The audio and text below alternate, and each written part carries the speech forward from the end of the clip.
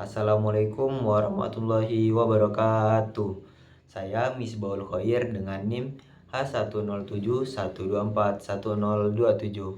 Di sini saya akan mereview dan menjelaskan kembali terkait video yang berjudul The Nature of Wave, yang dimana dalam video tersebut menjelaskan tentang konsep dasar gelombang, sifat-sifat gelombang, macam-macam gelombang, serta penerapan gelombang dalam kehidupan sehari-hari.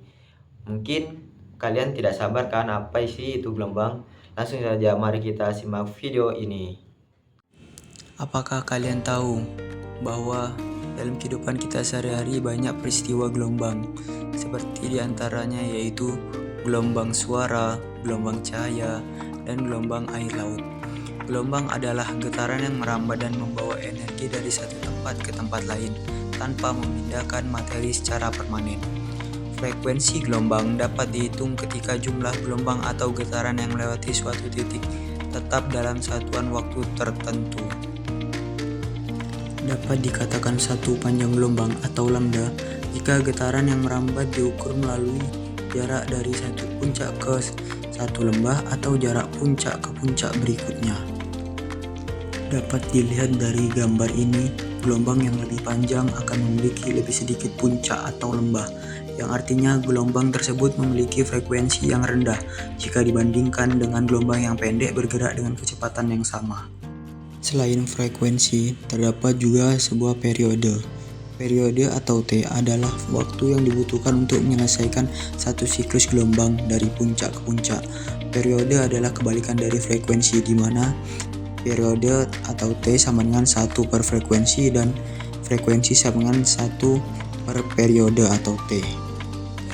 Ada beberapa peristiwa yang tidak disadari bahwa itu adalah peristiwa gelombang, yaitu gerakan bandul sederhana. Peristiwa kali ini, periode gelombang adalah waktu yang dibutuhkan untuk berpindah dari satu sisi ke sisi lainnya sampai kembali ke posisi setimbangnya. Pada peristiwa ayunan bandul sederhana, ada dua pengaruh dalam gerakan periodik, yaitu panjang tali dan simpangan bandul. Sementara itu, massa bandul tidak berpengaruh dalam gerakan periodiknya. Jika kita melihat gelombang pada grafik, sumbu X menjadi suatu titik kesetimbangannya. Gelombang kosinus sama dengan gelombang sinus, kecuali gelombang ini bergeser. Puncaknya dimulai lebih tinggi dari sumbu Y, bukan dimulai pada garis tengah atau kesetimbangan. Seperti gelombang sinus, amplitudo gelombang diukur dari sumbu X ke puncak atau sumbu X ke lembah. Amplitudo adalah simpangan atau jarak terbesar dari titik kesetimbangan suatu gelombang atau getaran. Gelombang yang dibahas sebelumnya itu disebut gelombang mekanik, yang dimana gelombang itu butuh medium untuk merambat. Lawan dari gelombang mekanik yaitu gelombang elektromagnetik seperti radio, sinar tampak, dan sinar X. Gelombang tersebut tidak memerlukan medium untuk merambat sehingga dapat merambat di ruang hampa sekalipun. Nah, seberapa cepat sih gelombang dapat bergerak? Kecepatan gelombang dapat dihitung dengan menggunakan rumus V sama dengan lambda dibagi periode, atau V sama dengan F dikali lambda atau panjang gelombang. Selanjutnya, ada dua cara gelombang itu bergerak, yaitu gelombang longitudinal dan gelombang transversal. Gelombang longitudinal adalah gelombang yang arah getarannya sejajar atau searah dengan arah rambatnya.